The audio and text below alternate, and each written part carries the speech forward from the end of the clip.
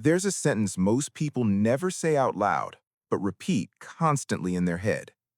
I should be further by now. Not richer, not famous, not extraordinary, just further. Further in savings, further in career, further in stability, further than this. And the strange part is, nothing is necessarily wrong. You pay your bills, you function, you survive. From the outside, your life looks normal. But internally, there's a quiet comparison running in the background. People your age buying homes. People your age investing confidently. People your age figuring it out. And you don't feel behind dramatically, you feel behind silently. That's worse, because dramatic failure creates sympathy. Silent delay creates shame.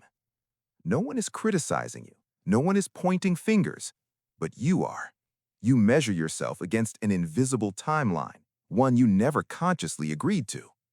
By 25, you thought you'd be here. By 30, you thought you'd be there. By 35, you assumed something would have clicked. And now, you're here, stable, responsible, but slightly disappointed in yourself. Not because you failed, but because you expected more. That quiet gap between expectation and reality is where shame grows. And shame doesn't scream, it whispers.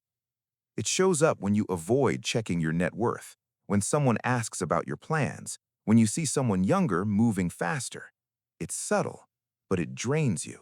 Because you're not just managing money, you're managing the feeling that you should be ahead of your own life. Stay with me, because what's actually happening here isn't a financial problem. It's something much deeper, and once you see it clearly, that silent shame loses its power.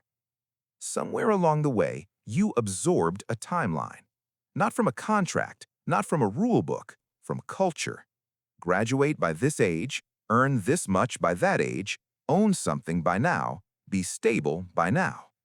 No one sat you down and forced this into your mind. You just watched. Friends posting milestones, colleagues announcing promotions, people your age talking about portfolios, properties, plans. And slowly, without noticing, you built a silent scoreboard. You don't compare lifestyles, you compare progress. But here's what makes that comparison rigged.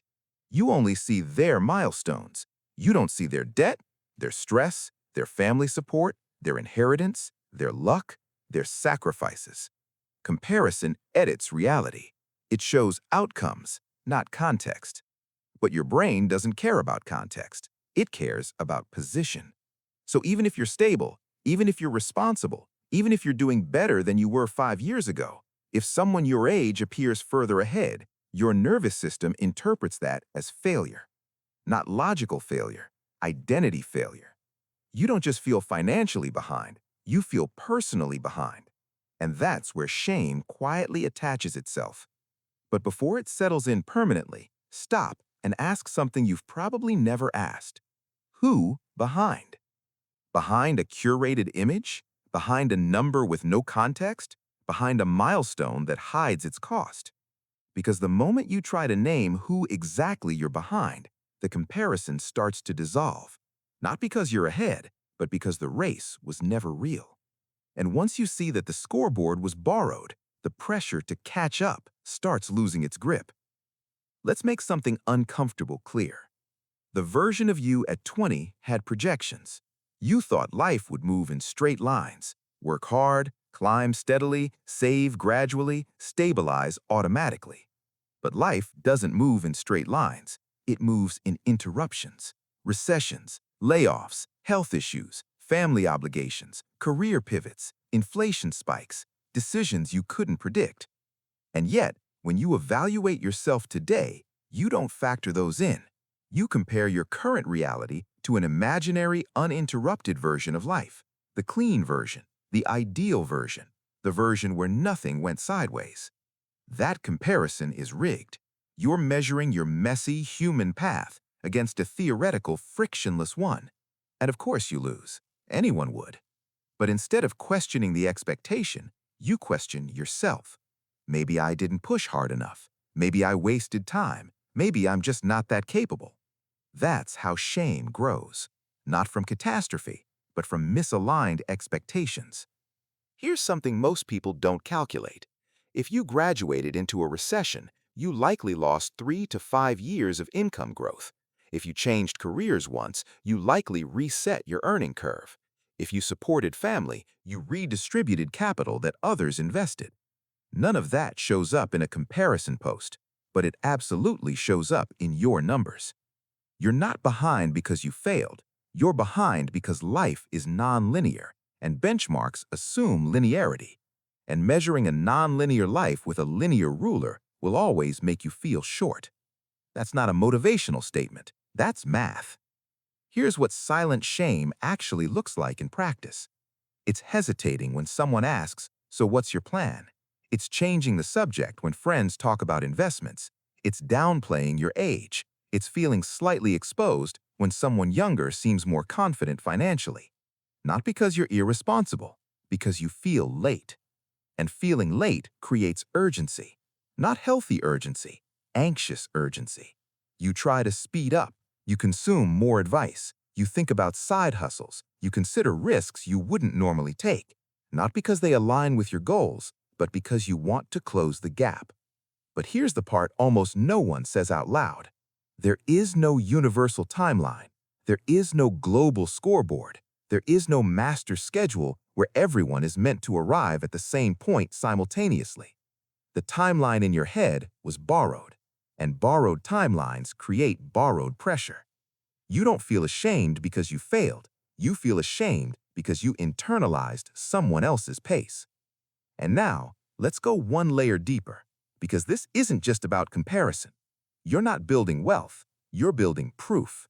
Proof that you deserve to exist at the table. Proof that you haven't wasted your years. Proof that you're not what the silence in your head says you are. And that's the part that hurts, because money stopped being about money a long time ago. It became the metric for your worth as a person. And once that happened, every dollar short of the imaginary target doesn't feel like a financial gap. It feels like evidence that you're not enough. That's the shame. Not financial, existential. And once you see it that clearly, the question stops being, "Why am I behind?" and becomes something much more honest. Who told me where I was supposed to be? That's where the power starts to return. Here's where shame gets expensive. Not emotionally, financially. When you feel behind, you don't slow down, you speed up. You try to compress time. You consider riskier investments. You stretch your budget. You overwork. You take on financial pressure to accelerate progress. But catching up is emotionally driven, not strategically driven. And emotional acceleration usually creates structural fragility. Think about this clearly.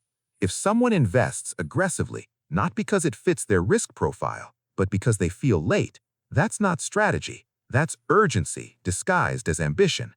If someone upgrades their lifestyle because they feel they should be there by now, that's not success. That's identity pressure wearing the mask of progress. Let me make this concrete. Imagine two people, both 32, both earning $5,000 a month. Person A feels on track. They invest consistently, leave margin, make decisions from clarity.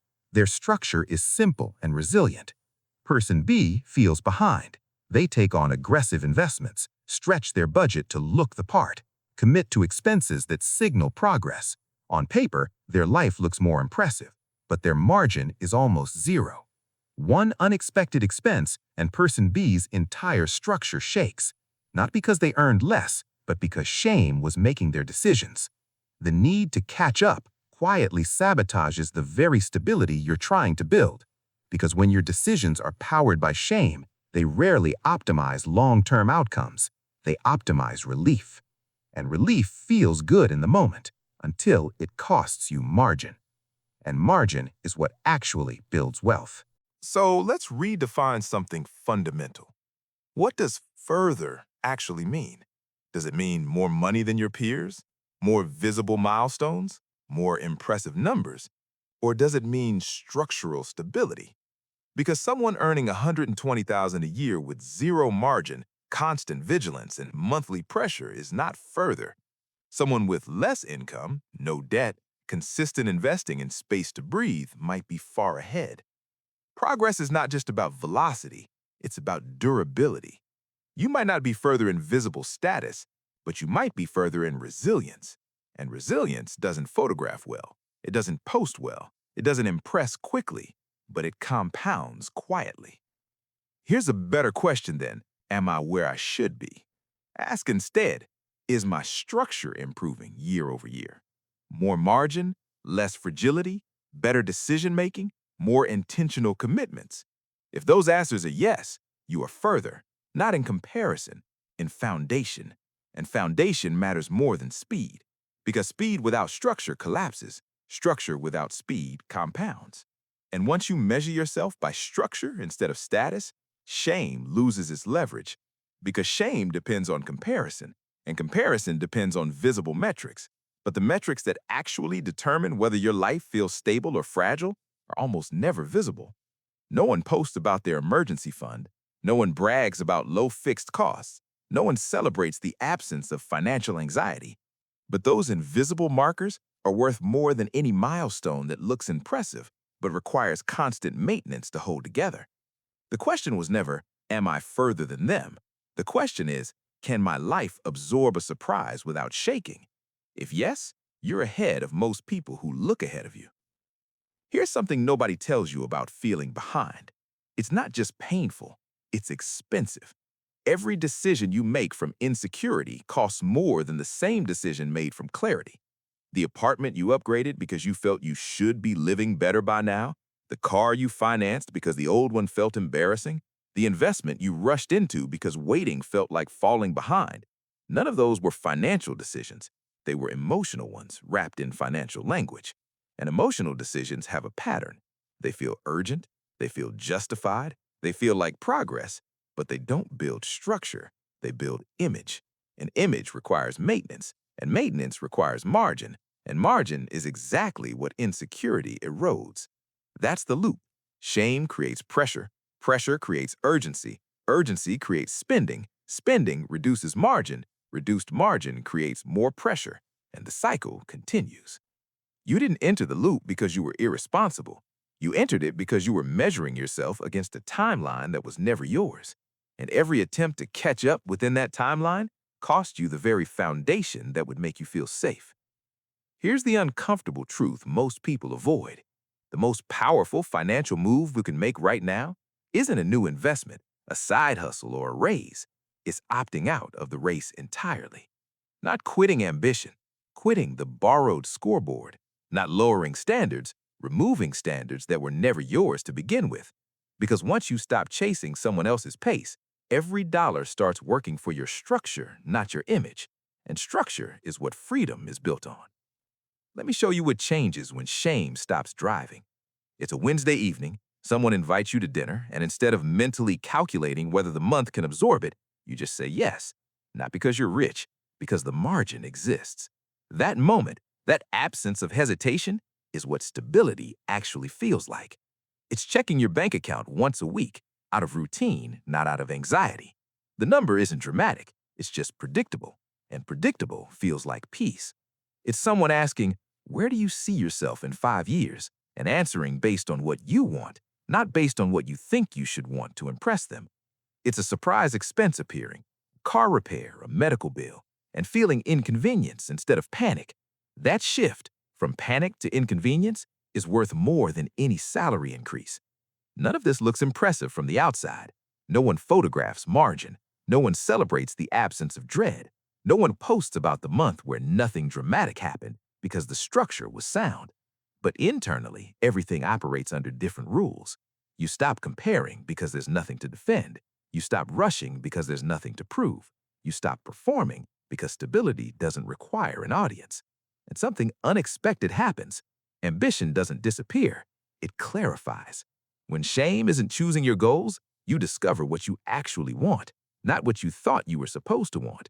And the goals that emerge from clarity are smaller, quieter, and far more durable than anything shame ever motivated. That's not settling, that's building from the right foundation. If I should be further is the wrong question, what's the right one? Try this instead.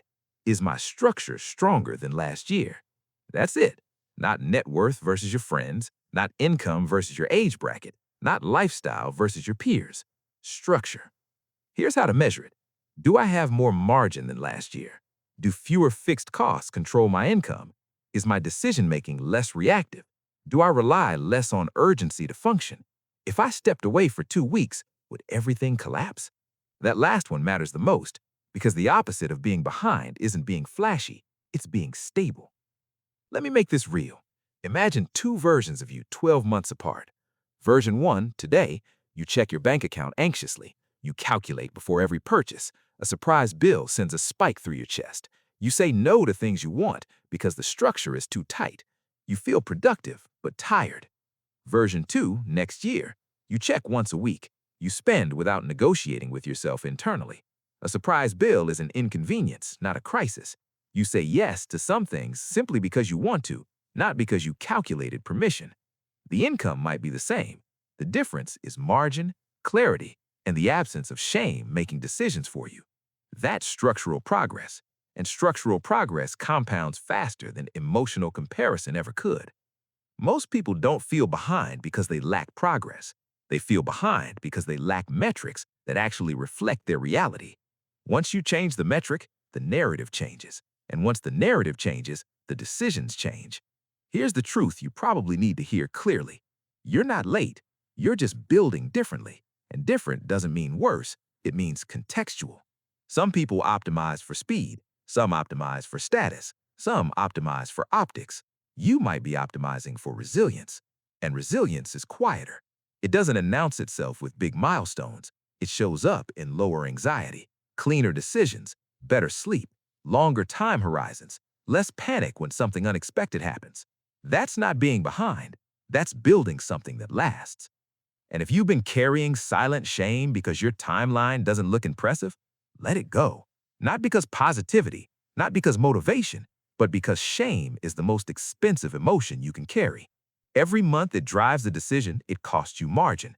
Every year it shapes your strategy, it moves you further from stability. The real danger was never being behind. The real danger is making fragile decisions trying to prove you're not. This channel isn't about hype timelines, viral income claims, or guilt-driven ambition.